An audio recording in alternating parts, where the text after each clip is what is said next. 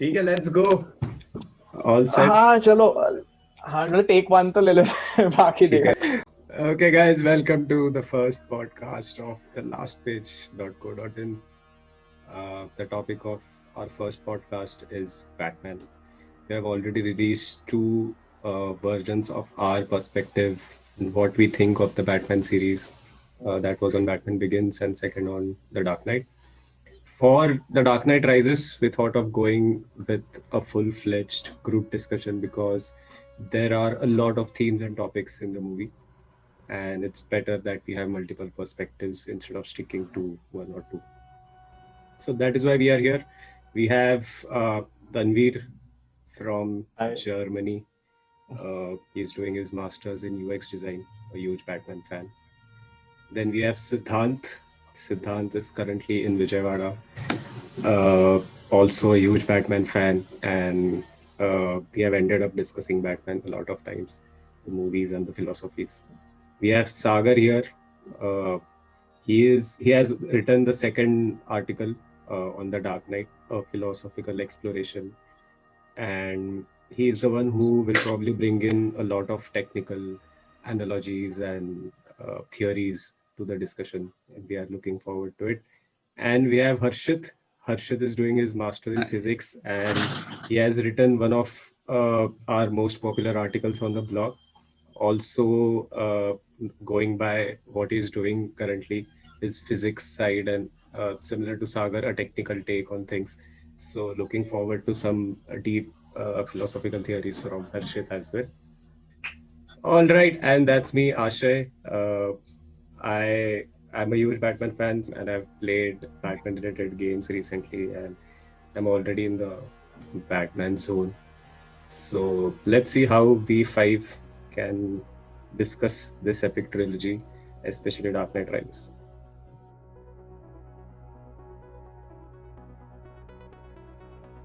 Now, when he decides to retire and then he decides to come back, and Alfred warns him that probably he is not mentally in that state to be Batman again. But Bruce is like, no, I have to go out, and he is eager to become Batman. He feels that now is the time. Now he has to do something. And but does this give some insight that he is too eager to be Batman again, or he thinks too much of himself at that point? Any thought there?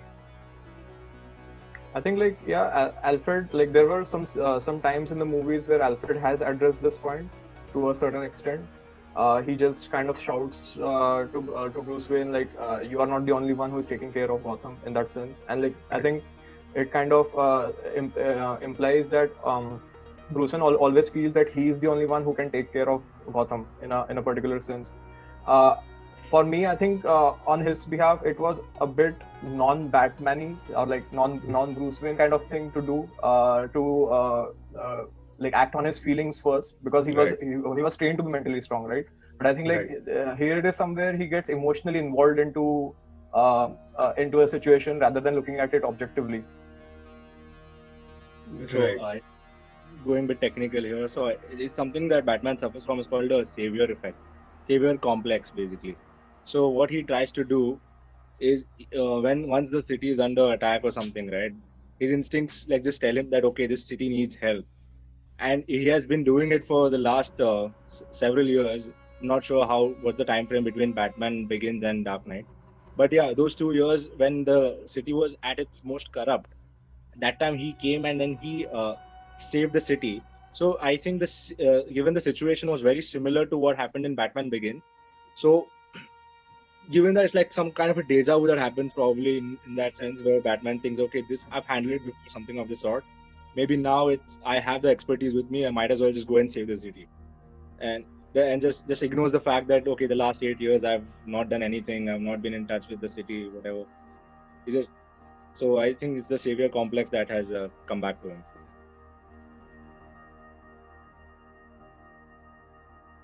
One of our core themes of the discussion is why Batman failed in his first face off with Bane. I think Asha, you have an interesting perspective on this. I'd suggest you I only do. take the floor. So my perspective was that uh, the lack of fear is something that led to his defeat. And why I say that leads to his time at the prison later on, also termed as the worst hell on earth, that prison. And there, uh, there he realizes that lack of fear is something which is holding him back. Now, when we talk about the complex and all that stuff, we see that he doesn't really fear two things. He doesn't fear losing to Bane, and he doesn't fear losing Gotham yet because he hasn't understood the whole picture, and that's the mindset which with he goes to face Bane. If you remember the incidents in the prison where he has to make the jump, that's when you remove the rope is when the fear factor comes into play. Fear of death, fear of losing your city while you are here, and that makes him push himself so hard, makes him take that leap. And when he comes back, he has that mindset with him. I think he looked at Gotham as his most precious asset, right? And all this while he has been saving it, and I think it has become like a mundane routine for him. And he's not truly shaken out of his this thing. Like he thinks that okay, whatever skills I have, I'll be able to do something, get out of this mess. And yeah, I think he became complacent in that sense. And when you said lack of fear, I think that is one of the primary reasons why he feels that he'll be able to conquer it. It was an interesting point actually. So a bit contrasting with what I have been thinking of so far. So for me, it was the loss of fear, or maybe the conquest of fear, that he removed his the rope, right?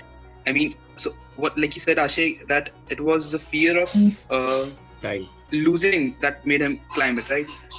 For me, it has been that it was his fear of falling that made him tie himself to the rope. And once he got over that fear, that's when he got sort of free. Okay, interesting in a way. point. So it's you are saying that he overcame his fear of dying, and that is why he removed the rope, and that is what he was able to make the jump. Yeah, exactly. Got it. So that's an interesting point to expand on. These are two different viewpoints on one of the most epic scenes of the movie, and that is where I think the movie actually happens. That's the point where he makes the leap. And if at such a crucial point we have two different perspectives. One is that he realizes his own fear of dying inside the prison while the city burns, and that fear makes him push himself hard because he doesn't want to die at all, and that makes him push. And other is that the point that he removes the rope because he doesn't fear dying anymore. So any thoughts on that? I think on the first school of thought that you said, that he fears of dying inside the cell and losing his city and finding his city burned. If you think about it, that emotion is a result of the love that he has for the city. If you remove that love for the city, there is no fear. Right. And even fear of dying, he loves. If you see fear of death, the fear of death is the effect, or is the the byproduct of the love for yourself, your own life. Correct. So for me, the stronger emotion or the pushing factor is firstly the love that you have, affection or concern that you have for anything or anyone. In this case, for Batman, he had that incredible emotion for his city, and he has given so much to the city. Right. And this defeat might have been not just for Gotham but for himself as well. His life, his city, everything. So and as Harshit he said it so rightly, but this is contrasting in a beautiful way, because we have so convincing two school of thoughts that we generally cannot decide on any one of them. Like, okay, distinctly this is probably the only one thing that would have been the reason. Both of them are equally possible according to me. That's the beauty of Christopher Nolan films, right? Like, you can't just have one school of thought which will prevail. He will ensure that people will keep it interesting by having their own interpretation of what that rope will actually signify. And that, I think Christopher Nolan is the true winner. Yeah. I think Hence this podcast. I think like the common point still can be Gotham at the end. I think so. I think like Harshit made a right point that probably like of course he had a fear, he overcome his fear of dying. That's a contradictory thought, but I think the end point to that line of thought is also a similar is also Gotham at the end because uh, probably he's not afraid of dying because he was never afraid of dying before, and he is more afraid of if I am not there, if I die, what will happen to Gotham at the end. Right. So maybe it is in both the edge cases, like even it is leading to the same, it is converging on the same point of what will happen to Gotham. Right.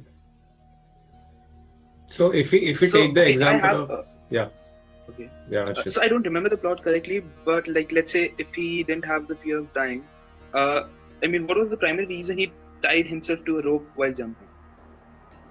I think that he didn't think it from the other way, that if I remove the rope, there will be some changes inside me. For him, tying the rope and not tying the rope didn't really mean any difference in the first place. But when he comes to know that there had been a child who did the jump before, and when he comes to know that the child did the jump without the rope, and in the circumstances in which the child actually climbed up the wall was when everybody in the prison was trying to go after the child, and they were almost about to take the child's life. In that particular situation, when there's a grave danger around you, that is when the child made the climb, and it didn't have time to tie the rope and all that stuff. That point, I think Interesting. he realizes that not having the rope will actually make a difference to my mindset. I think until that point, he didn't realize that thing. I think there are two aspects to it. Uh, there are two kinds of people. If someone is extremely ambitious for something, he doesn't need fear as a catalyst for his actions, whatever. If we are in the second case where we are not so determined to achieve that ambition, we are, but removing that safety net when that fear kicks in, that acts as a huge catalyst to Huge push catalyst. yourself much harder than in the first place, because then you are in a do or die situation. Right. Given in Batman context also, when he was put into the prison, right, he was completely broken, and he didn't expect it. Like as we said, he was at a high where he thought that he would be able to save the city and all, and suddenly this Bane reckoning comes and then he destroys him completely. And the morale might have gone so low by then that it left him no choice than to get better and go back and save the city, obviously. So again, here I'd say fear actually drove him, and he channeled it in such a way that he decided, I will have to do anything, whatever I can to save the city. And the moment he got to know about the child, that's where it struck to him that okay, this is a better alternative to go to. I think he might have objectively also derived it and not just solely on emotions. Because there has been a success case before, he might have decided, okay, I mean, this might actually help me out. So fear again might have been one of the motivators, but it cannot be just one. You can't just have just one single thing that drives you to do something. So an interesting dialogue from the movie itself is where this conversation happens is these are the little details I know because I've recently seen the movie. He has a discussion with a blind doctor in the prison cell, right? He's just adjacent to his cell. And he's frustrated after failing 2 times while doing the climb. And the doctor says that you think survival is about the body, but it's not about the body, it's about the spirit. And fear is why you are failing. All right. And that's when Bruce says that I don't fear death at all, but I fear dying in here. And the blind man says that fear is one of the most powerful impulse to the spirit. And how can you push yourself do things that you have not done before without the most powerful impulse to the spirit, which is fear of death? And that's when he says that if you have to do it without the rope. And that's where that's like the peak of the movie, the highlight of the movie, and that's where everything happens. I got goosebumps when you narrated this story right now. Yeah, pretty much. Seriously. I mean, I think this entire circle, the first part when Liam Neeson, that the Ra's al Ghul, the entire training is based out on this one single fact that you have to overcome your fear. And when he becomes so fearless, the ending, the entire circle comes back to again to be scared of something, to fear something. All right. Cool. Great discussion, guys. Yeah, I loved it actually, and the goosebump situation when Asher was describing the scene, Yeah, the doctor's dialogue. Podcast का handle बनाते हैं वो ये होगा आशय narrating that incident. बहुत मजा आया उस टाइम पे सही में. यार कंट्रास्टिंग ओपिनियंस बहुत अच्छे लगे यार. एक तो वो फियर वाला और एक स्टार्टिंग वाला, like why did Batman return.